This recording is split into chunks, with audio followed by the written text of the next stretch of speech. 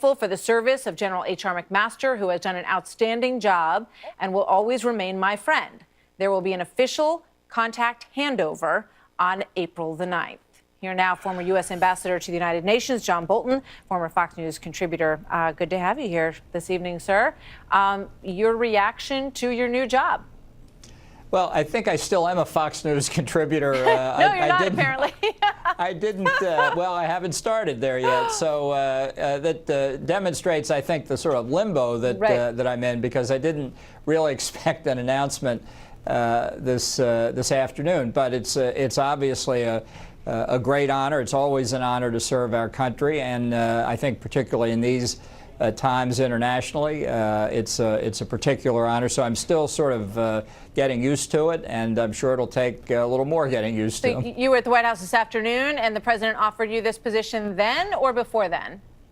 Well, it came to a conclusion this afternoon, and but as I say, there's still a transition. I look forward to working with HR and his team and the other senior members of the president's team on national security, and I have no doubt there's a lot of work to do, and so I'll be devoting myself to getting ready to fill in for HR.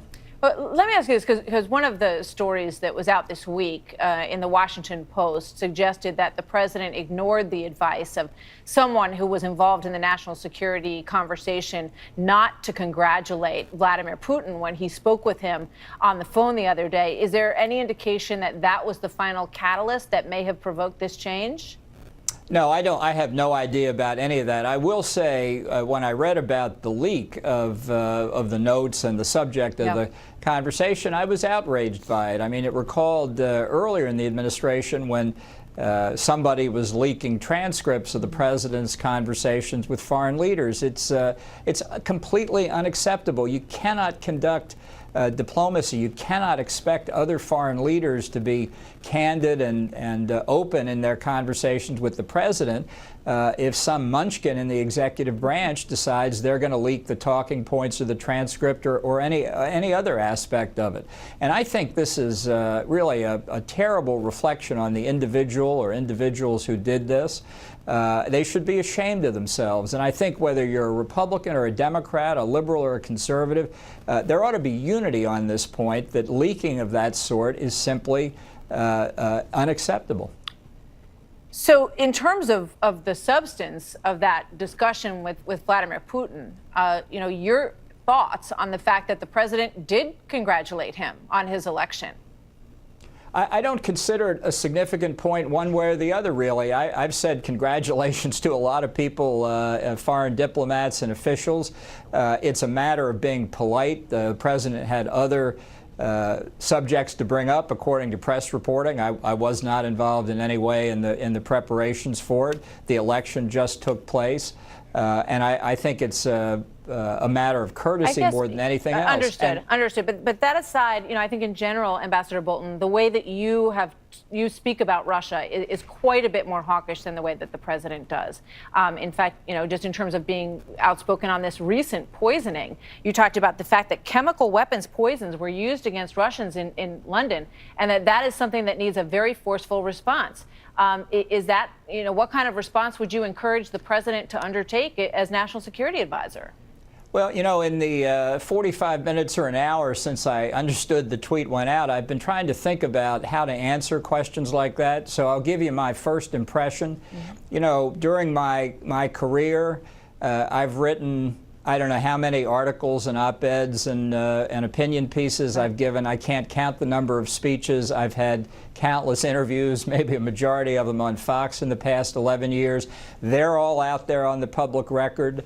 I've never been shy about what my views are, but frankly, what I've said in private now is behind me, at least effective April the 9th, and the important thing is what the president says and what advice I give him. So with respect to the second part of your question, I don't think it's appropriate to tell you what advice I would give him. I mean, I think this is part of the difficulty of being in this limbo position tonight. I understand that. You know, I was listening to the right when the news broke, Special Report had their panel on, and obviously the questions that initially come to mind are that you are obviously a person who is very strong-headed in your beliefs about things. It's gotten you into trouble at times in the past.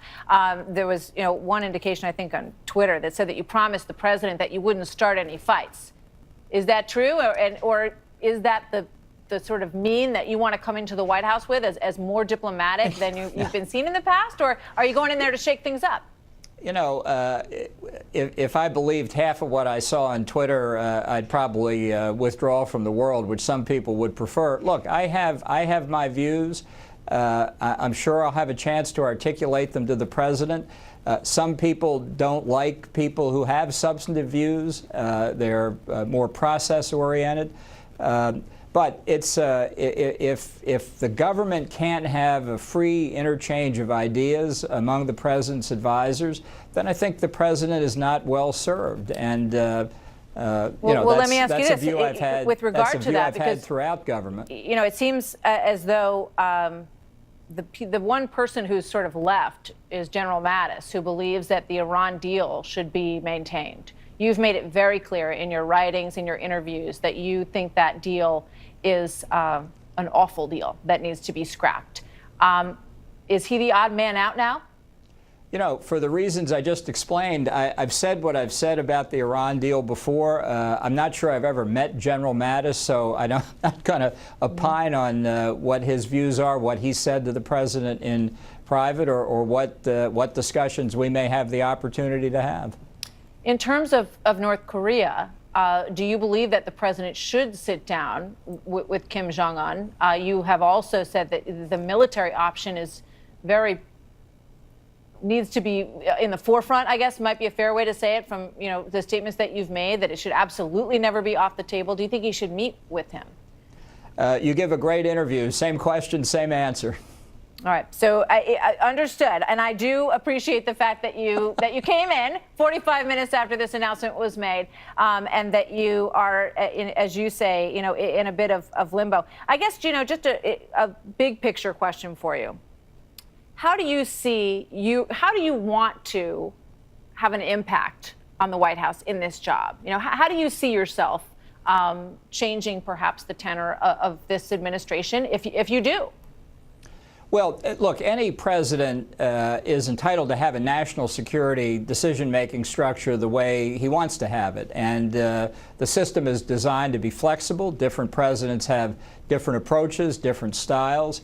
But I think the consensus would be that the National Security Advisor, among whatever other functions he or she might have, has two critical roles. Number one, making sure that the president has the full range of options presented to him to make the decisions that only the president can make, and that the options have to be presented in a way that gives the president the chance to weigh the pluses and minuses of all the options being presented. I think that's key, and I think that is sometimes described as an honest broker role. I think the National Security Advisor, if the president wants to hear his opinion, will give it as well.